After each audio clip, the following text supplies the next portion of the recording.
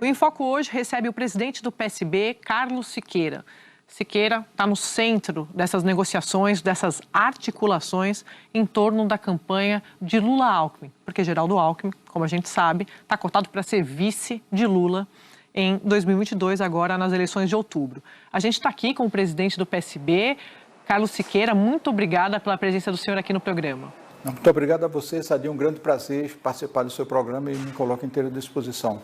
Bom, presidente, o senhor sabe que o senhor está sendo aguardado. Essa resposta que está todo mundo querendo saber é a seguinte: essa filiação do Alckmin está fechada? Bom, eu estou na maior esperança que ele possa vir para o PSB como está convidado. Reiteramos o convite há uma semana exatamente atrás e entendemos, pelo que ele falou, pelo interesse que ele demonstrou, que ele virá para o PSB. Mas a última palavra de alguém que vai se filiar é do próprio filiando, né? Então é ele que tem que dizer o dia, a data e se realmente virá. Então a palavra está com o Alckmin nesse sentido de dizer quando virá e se virá.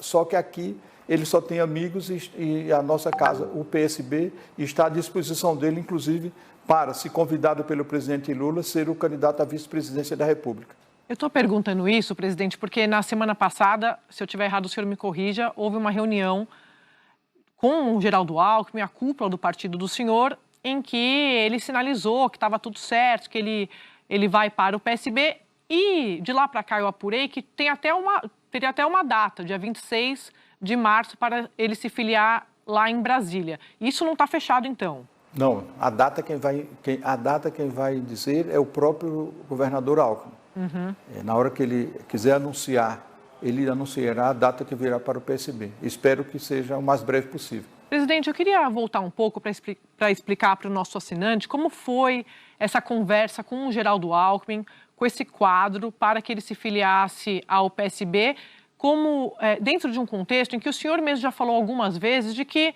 é muito amigo dele, tem outros amigos no partido, mas que ele não é um quadro que tem todos os pensamentos, ele é alinhado ideologicamente com o PSB. Como foi essa conversa, essa aproximação com ele? Eu queria que o senhor contasse para o nosso assinante aqui, para o contexto.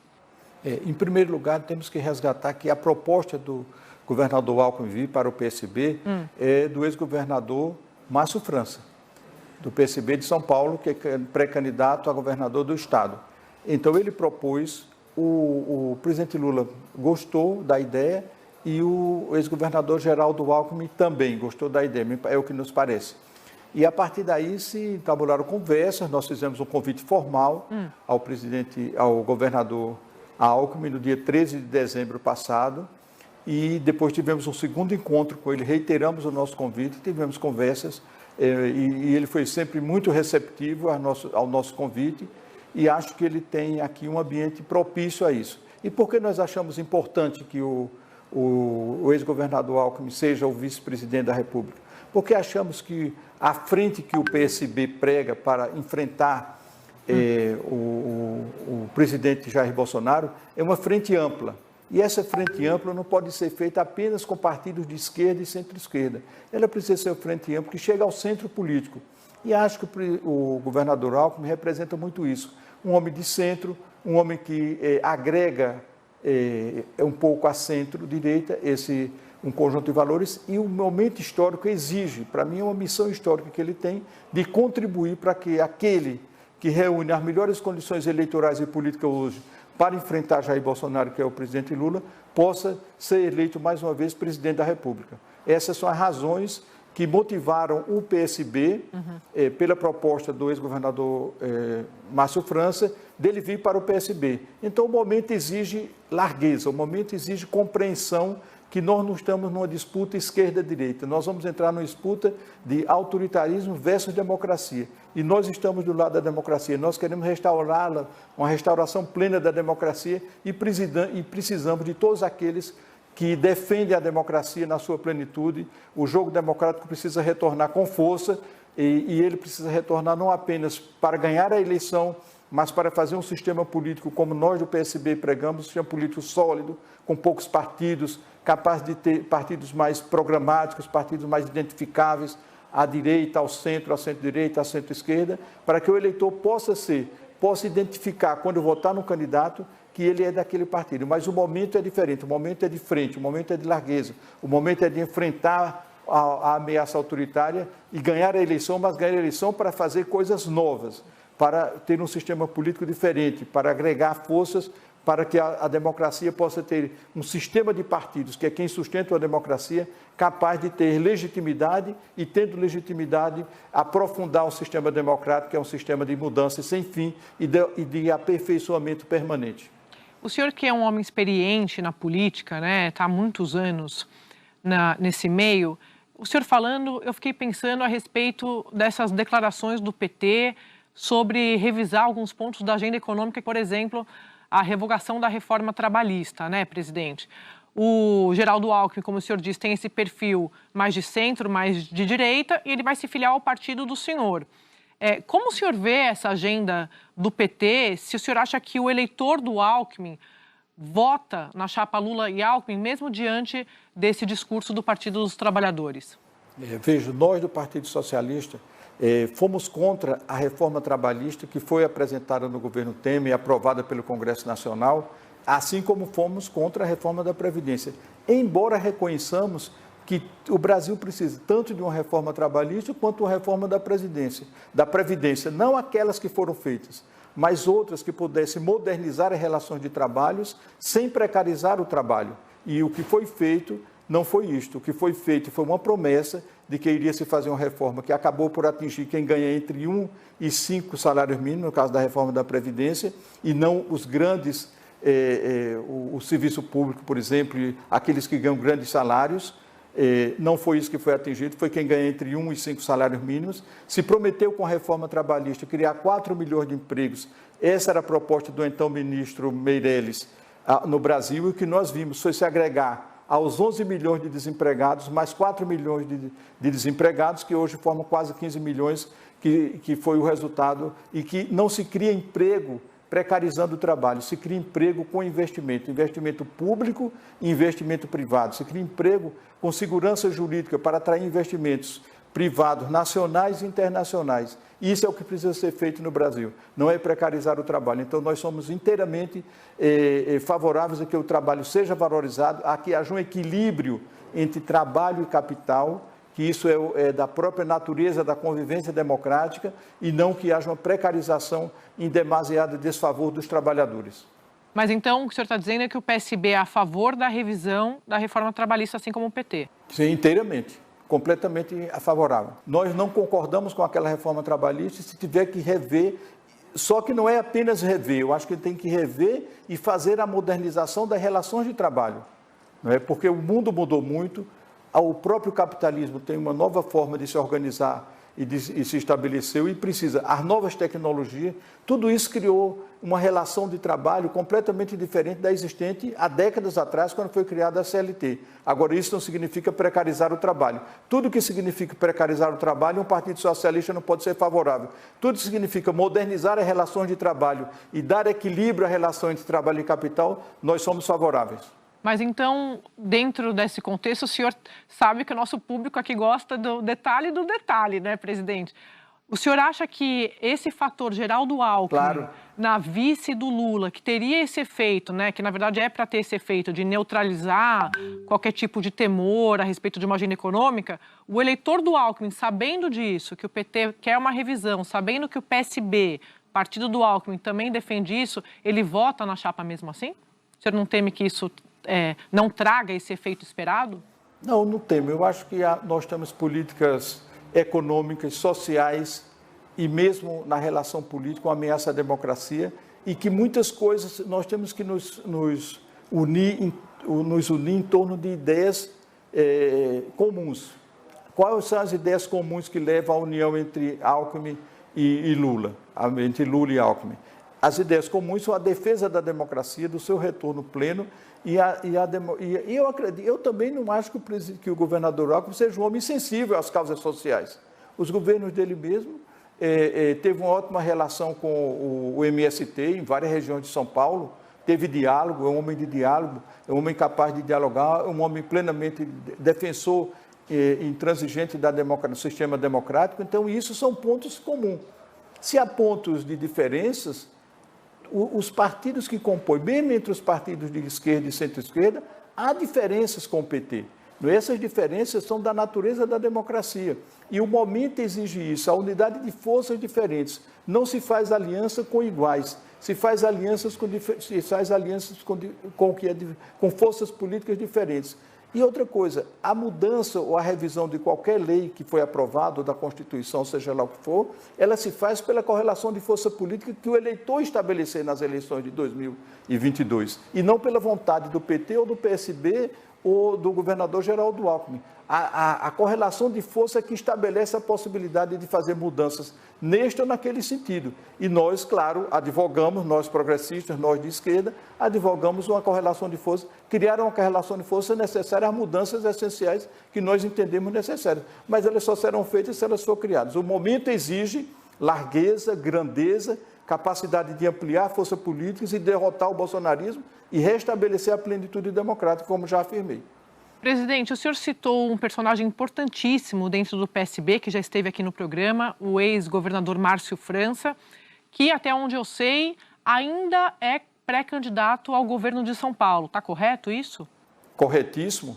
Ele é pré-candidato e é pré-candidato para valer. Ele será candidato ao governo de São Paulo. Isso o PSB, a direção nacional do PSB já garantiu. Só há uma condição que Márcio França não será candidato a governador de São Paulo, se ele desistir. E eu não creio que ele queira desistir, porque ele tem demonstrado grande disposição para se candidatar ao governo paulista, assim como fez na eleição passada. Então, que quase ganhou, diga-se de passagem. É verdade, foi muito disputada aquela eleição. Então, para eu entender, o França segue pré-candidato, mas o PT tem o Fernando Haddad, como o senhor sabe, e isso não foi um empecilho, um impasse agora nessa reunião da semana passada para fechar com o Geraldo Alckmin a filiação ao PSB, correto? Creio que sim, o governador Alckmin em nenhum momento fez qualquer condicionante a ingressar no PSB. Ele está livre para escolher o partido, nós somos muito receptivos ao ingresso dele, mas não houve, nem da nossa parte, e menos ainda nem da parte dele, houve qualquer condicionante à afiliação dele. E como Nem da parte dele, nem da nossa, claro, do PSB. E como que o senhor espera a participação do Geraldo Alckmin, então, nesse palanque duplo? Do Haddad, que também o PT, a presidente Gleisi esteve aqui e me disse também que o Haddad não retira a candidatura. Como o senhor sabe? O senhor conversa com todos eles. O Alckmin vai ter que subir nos dois palanques? É muito comum. Nós tivemos, por exemplo, em 2006, o Eduardo Campos, candidato lá em Pernambuco, e o Humberto Costa. E o Lula foi nos dois palanques, não há nenhum problema isso. Isso é da natureza democrática, a convivência. Os partidos são autônomos, têm direito a ter seus candidatos, o PT terá seu candidato, o ex-prefeito paulistano, e o PSB terá seu candidato, o ex-governador Márcio França. E isso é da natureza política. Eu, pessoalmente, acho, e disse isso, expressei isso por duas ocasiões ao presidente Lula, que seria melhor ter um candidato único, e um candidato que fosse um pouco mais ao centro, porque isso ajudaria a agregar mais em torno da candidatura presidencial. Mas se o presidente e o seu partido acham que deve lançar uma candidatura do ex-prefeito de São Paulistano, é um direito que eles têm, nós respeitamos muito, mas nós também temos o nosso e vamos exercer o nosso direito plenamente de ter o nosso candidato. Isso que o senhor está falando, eu estou pensando aqui no que levou à não federação com o PT, né? O senhor participou de todas as conversas, mas no final o PSB decidiu que ia ficar fora dessa federação. Isso teve mais a ver com 2024, das eleições municipais, do que com 22, presidente? Isso teve a ver com vários aspectos, mas tem um aspecto que é essencial. É o aspecto de que os partidos devem manter a sua autonomia. Nós, por princípio, somos contra a federação. O que o Congresso Nacional deveria fazer é uma reforma profunda e ampla do sistema político, eleitoral e partidário, capaz de reduzir drasticamente o número de partidos, que são 33 partidos legalizados e mais de 50 querendo se legalizar, uma coisa absurda, inaceitável, inexistente em qualquer democracia sólida neste planeta. Então, não há nenhuma experiência positiva com essa quantidade de partidos. O eleitor não precisa de tantos partidos, o eleitor precisa de boas ideias, de bons políticos e de um sistema político sólido, capaz de sustentar a democracia, de aperfeiçoá-la permanentemente. Esse sistema que nós estamos vivendo, o sistema político, ele necrosou. E a eleição do senhor Jair Bolsonaro é resultado de um sistema político que necrosou, que está superado e que precisa se modernizar profunda e amplamente. E é essa a defesa que faz o PSB na sua autorreforma, inclusive assumindo a sua crítica pela responsabilidade de um sistema político que levou à presidência da República o senhor Jair Bolsonaro, que entra num partido, numa sigla que na época era praticamente uma sigla de aluguel, hoje é uma grande sigla, sem recursos, sem tempo de televisão, e ganha a eleição de alguém como Geraldo Alckmin, como Fernando Haddad, como Ciro Gomes, Marina Silva, Daciolo e outros candidatos importantes dos maiores partidos. Derrotar o sistema político através de uma pequena sigla que tinha eleito apenas 2 deputados é o reflexo mais claro, mais absoluto de um sistema político superado e que precisa mudar profunda e amplamente.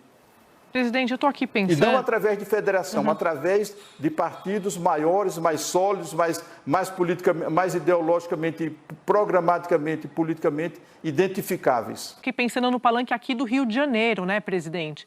Porque tem o Freixo, que é candidato do PSB, mas eu sei também, porque eu já conversei com o senhor algumas vezes a respeito disso, que houve um mal-estar ali, porque o Freixo saiu em defesa da candidatura do Haddad, e tem o Márcio França no meio do caminho. Então, assim, como está isso hoje? O Freixo é mais visto como um candidato do PT ou do PSB? Não. Veja bem, o Freixo deu a declaração infeliz, depois ele se explicou que não quis dizer bem aquilo e tal, embora tenha dito, e nós superamos inteiramente isso. O deputado Freixo é pré-candidato ao governo do Rio de Janeiro, tem todo o apoio do PSB. O Molon é pré-candidato ao Senado também, e nós superamos essa fase, ele se explicou, ele se desculpou, e nós temos uma ótima relação, ele conta com o nosso apoio para ser candidato ao governo do Rio de Janeiro. Sabe que eu queria que o senhor explicasse para o nosso assinante uma outra declaração do senhor que repercutiu muito, que é a seguinte: o PSB, como a gente sabe, durante o processo de impeachment, apoiou o impeachment da ex-presidente Dilma Rousseff. E o senhor chegou a dizer numa entrevista que o PT nunca procurou o senhor. Como foi esse processo, presidente, do apoio ao impeachment e também numa espécie de PT lavando as mãos ali naquele período? Eu queria que o senhor contasse esse episódio. Claro. Veja bem, foi um episódio muito ruim para o país, o episódio do impeachment. Nós fomos empurrados para o impeachment.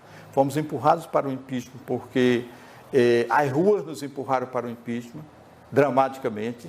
O Congresso Nacional, inclusive, eu lembro o seguinte, Sadi, que quando o Congresso saiu de férias no ano de 2015, a imprensa dava como que o impeachment estava completamente inviabilizado. E ao retornar das férias, em fevereiro de 2016, a questão foi retomada e ganhou as ruas, e ganhou dimensão, e todos fomos empurrados para isso. Foi um momento ruim, foi um momento triste, é um momento muito ruim fazer um impeachment do presidente da República, seja ele de que posição for, ainda mais que era uma senhora muito respeitável, que nós havíamos apoiado anteriormente, mas que cometeu muitos erros. E o que levou ela aos impeachment foram os erros. Foram erros dramáticos, tanto na relação política com a sua base, da qual nós fazíamos parte, quanto da oposição, que o presidente tem que ter um diálogo com todo mundo, inclusive com a oposição. Isso é o correto. E o presidente Lula sempre fez isso com muita eficiência, muita capacidade. Às vezes até excessiva. Pois bem, e o fato é que nós fomos empurrados para esse impeachment. E, na verdade, houve isso mesmo. Eu ficava sempre dizendo assim, não estou conseguindo entender que nós nunca fomos procurados pela direção do PT para falar sobre esse assunto, ao não ser pelo governo, na última hora, quando tudo já estava decidido e tratando de nossa participação no governo em cargos. E nós dissemos, olha... Eu repeti isso que eu te falei, porque nós não somos do PMDB, que na época, e outros partidos, né, que participam de todos os governos, né? Nós somos um partido que temos outro tipo de condução na nossa vida partidária e, portanto, não vamos apoiar em função de cargos. Nós gostaríamos de mudança na política econômica e na política... E eu lembro que o ex-ministro das Relações Institucionais, o Bezoini, falou, mas essa altura não se pode dar mais um cavalo de pau na política econômica. Então, está tudo bem, vamos em frente, e fomos em frente. Mas lamentamos muito esse episódio e, de certa maneira, pelos resultados que eles provocaram, nós fizemos autocrítica sobre o apoio ao impeachment. O senhor falou do Congresso, né? Falou dos governos, e eu fiquei pensando se, no caso específico de candidaturas, como a de Márcio França, essas versões de que ele poderia retirar a pré-candidatura, o senhor está dizendo que é uma decisão dele, mas existe alguma saída, por exemplo, uma negociação com algum tipo de ministério, alguma promessa de cargo, ou no governo, um eventual governo de Haddad ou governo de Lula, que faça com que o PSB retire a candidatura do França?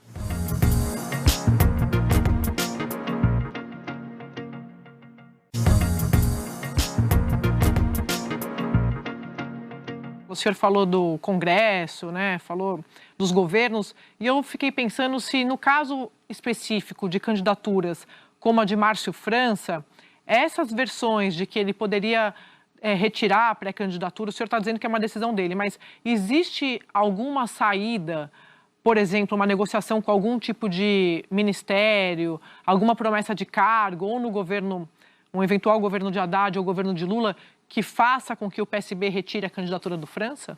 Veja, eu tomo essa pergunta um pouco insatisfeito, porque o PSB, como vocês conhecem, não é um partido que tome posições em função de cargos. Uhum. Aqui em 2014, nós devolvemos 2 ministérios e dezenas de cargos ao governo da presidente Dilma Rousseff para ter a nossa candidatura própria, que foi com o querido e saudoso Eduardo Campos. E aqui nós não negociaremos em nenhum momento o apoio ao presidente Lula, nem o apoio ao PT, como já apoiamos em 4 estados, na Bahia, em Sergipe, no Piauí e no Rio Grande do Norte, em função de cargos. Ninguém está autorizado no PSB a negociar cargo absolutamente nenhum em troca de apoio. Qualquer pessoa que fizer isso, eu não creio que tenha ninguém que faça, ela está inteiramente desautorizada. O que nós queremos para apoiar o presidente Lula é participar da discussão do programa de governo, um programa de governo que seja capaz de fazer com que o país saia dessa ameaça democrática, modernize o seu sistema político, mas também melhore a economia brasileira, melhore os programas sociais, melhore a sustentabilidade, o meio ambiente do país, crie condições econômicas e sociais para que o país possa receber grandes investimentos públicos e privados. Essas são as razões pelas quais o PSB pode e vai apoiar o presidente Lula, e não em razão de cargos. Cargos puderam vir em consequência, e essa decisão só cabe ao presidente da República ter a plena liberdade para constituir o seu ministério da forma que melhor desejar, e que melhor desejar e que represente um projeto de mudanças, e mudanças capazes de melhorar a vida das pessoas. Mas o senhor vê como o senhor é um democrata e defende a liberdade de imprensa? Porque o senhor não gostou da pergunta, mas o senhor responde. Isso é um político que respeita a liberdade de imprensa. Claro. Claro. Eu respondo com muito prazer. Você tem liberdade de perguntar e eu tenho liberdade de responder, não tem problema nenhum. É isso, é democracia, tá certo. Eu queria aproveitar o senhor, porque pelo que eu estou percebendo nas minhas apurações, o PSB tem a chance agora em 22 de aumentar de forma expressiva não só a bancada, como também o seu protagonismo, se de fato o Alckmin for o vice e compuser essa chapa com Lula. Queria aproveitar o senhor aqui para dar um quadro dos palanques do PSB, onde vocês vão ter os principais, né? Porque senão a gente não vai sair daqui, eu sei que é muita gente, mas os principais estados, São Paulo, Rio, Pernambuco, Minas, como o PSB... qual é o quadro do PSB hoje e a expectativa do senhor para a eleição de 22 sobre o tamanho do PSB? Essa eleição é uma eleição dificílima para todos os partidos, porque pela primeira vez nós vamos enfrentar, pela primeira vez, desde a redemocratização, nós vamos enfrentar uma eleição sem coligações proporcionais.